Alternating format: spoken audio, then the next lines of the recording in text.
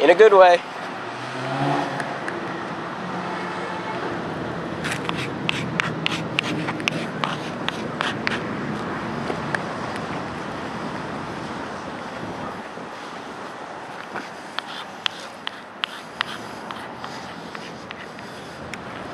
I hear you're cleaning up these chalkings these days. Yeah, people want to know, this isn't my question, I'm on video I assume.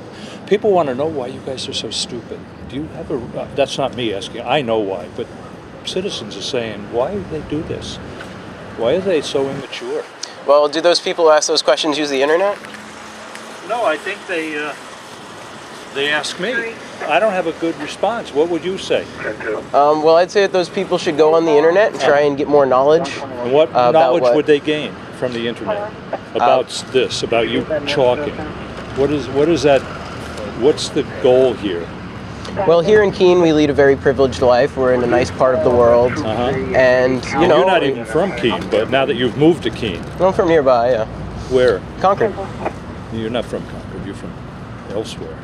I'm not? No, you're not native born. You're sure of it? Well, I'm not native born, but are you sure I'm not from Concord? Well, maybe, I don't know. But did I go to high school in Concord? You're not from Keene, that's the point, but yet you've come here and you're trying to tell people in Keene. You know, we did away with meters back in the mid-'80s. Yeah, I heard you used to have kiosks for a little bit. No, that was something. I'm talking in the mid-'80s. You probably weren't even alive then. But we did away with the meters as an experiment, and the merchants wanted them back immediately, because people were just parking without going into stores or shopping or whatever they might do. They were just parking all day and working upstairs or in the bank or whatever the case. It creates congestion. So then there was no place for people that wanted to purchase something to stimulate the economy, as it were. There was no place for them to park. So the merchant said, please bring back the meters. Because meters they have a couple of goals. One is to create turnover.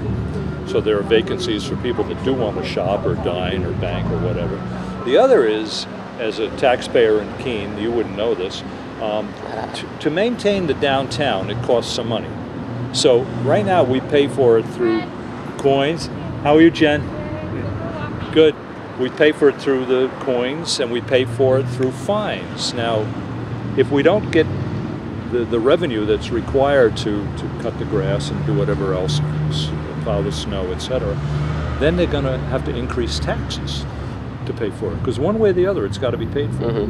So I would personally, as a taxpayer, prefer that we do it the way we're doing it, at least for the downtown maintenance, rather than increasing my taxes for something that could be paid for otherwise. Well, what if we let the businesses own the parking spots? And how would that work? I don't know. There would probably have to be some sort of meeting of different representatives of the businesses as far as what they thought their claim was. So how would it work, though? That's your suggestion. You must have thought it through, how it would work.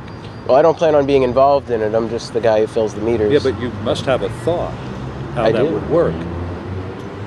There could be each business, let's say the kitchen store owns the spaces in front of the kitchen store, or Fireworks owns the spaces in front of Fireworks. So what if someone comes and parks there but doesn't go in the kitchen store? Well, maybe kitchen store will decide that they want to keep a meter out and have it anybody can park there whether they're going to kitchen store or not. But maybe Creative Encounters doesn't.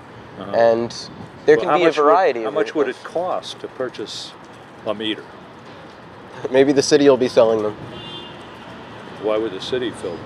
If the city was seating... If it's being offered. Well, if the city was ceding the space to the businesses, then I think that the businesses could then get the meter that is also no longer in use, if they wanted it or not.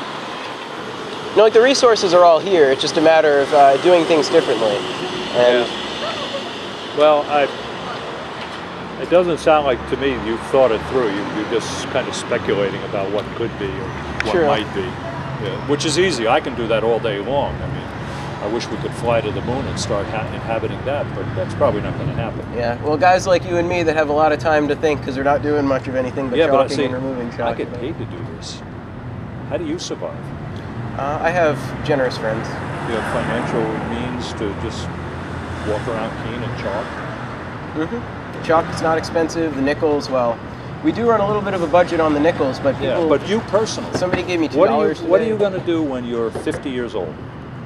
which is what, another 30 years Well, plus or minus?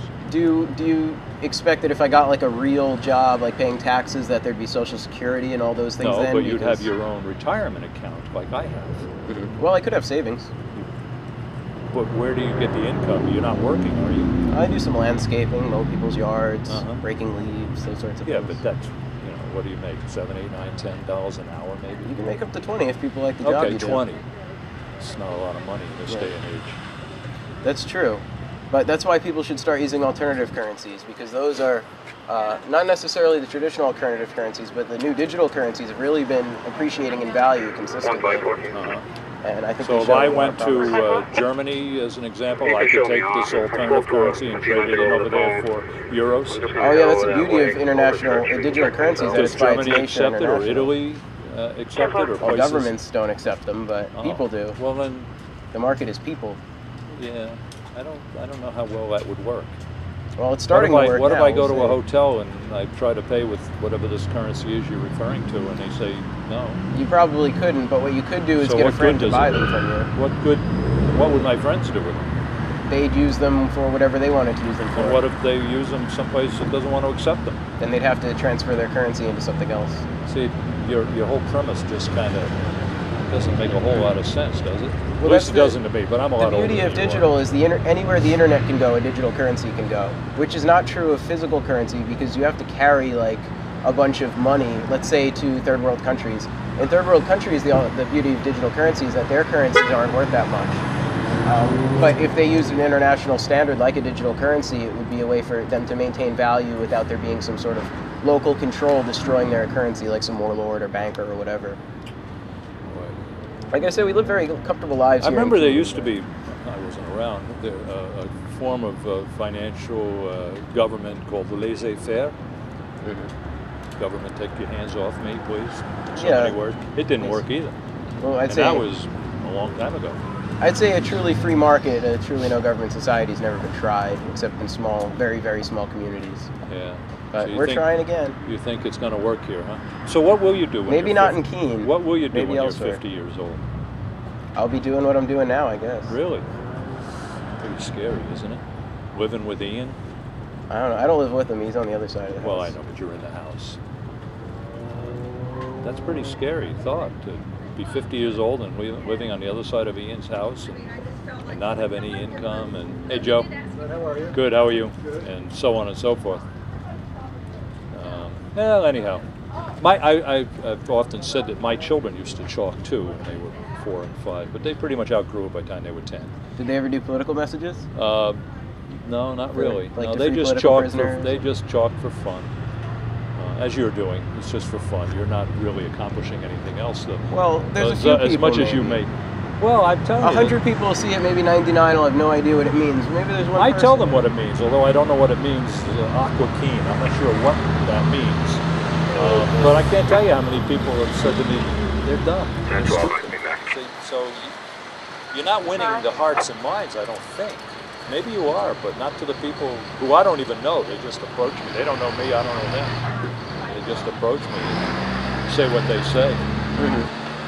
So you're not winning the hearts and minds, and that's how you change things, I think. Right? True. You haven't run for government yet, have you? I've run for a state rep twice. And what happened? I didn't come in last. I came in like second to last out of 8 candidates for 4 seats in Concord. So why do you think your message didn't get across? Why did people reject you? Because it was running against incumbents in a heavily Democratic district as a Republican. Why are you a Republican? I thought you didn't believe in any government. That's true, I don't, but in New Hampshire, if you want to get elected, if the purpose is to get elected, you run with a party, because either of the two parties are going to get automatic votes.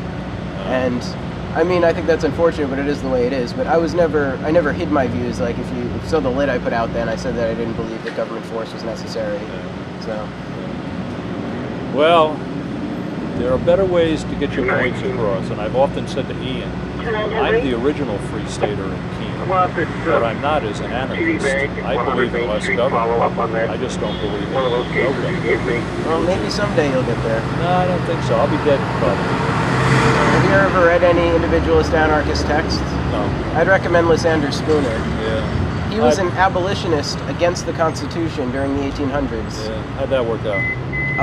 He wrote a really great treatise called The Constitution of No Authority, and it talked about how slavery was immoral as an institution and how the Constitution as a contract fails to sustain just the basic rule of what a contract is, an agreement between people. It was an agreement between people hundreds of years ago. Yeah. I don't see why that that hung would... on. Now most people kind of want to keep it.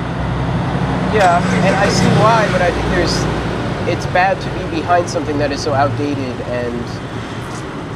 and doesn't really protect liberties. I'd say the New Hampshire Constitution is a much better document as far as enshrining liberties. It's much more specific. So how come you didn't try to make all these changes in Concord, where you're from? I don't want to have to sit in a committee meeting for No.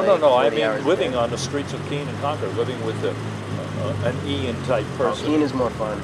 Really? Yeah, Keene is more street theater. Like you can't really do this in Concord. They have the kiosks, and I know the parking enforcers there. They're pretty nice. They've seen me chalk before, and they tend to like them.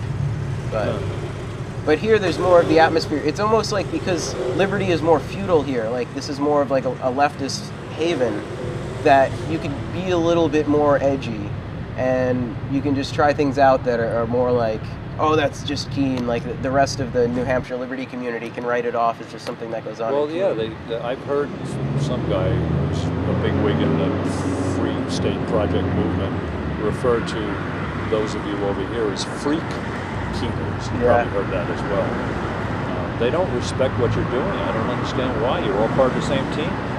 Well, I mean, it's also political in some. I think for them, I think there's a strategic position of we're the normal guys; those are the more radical, crazier guys. Yeah, so they're trying to make change from within, not standing outside throwing rocks against the window. Well, that's a metaphor.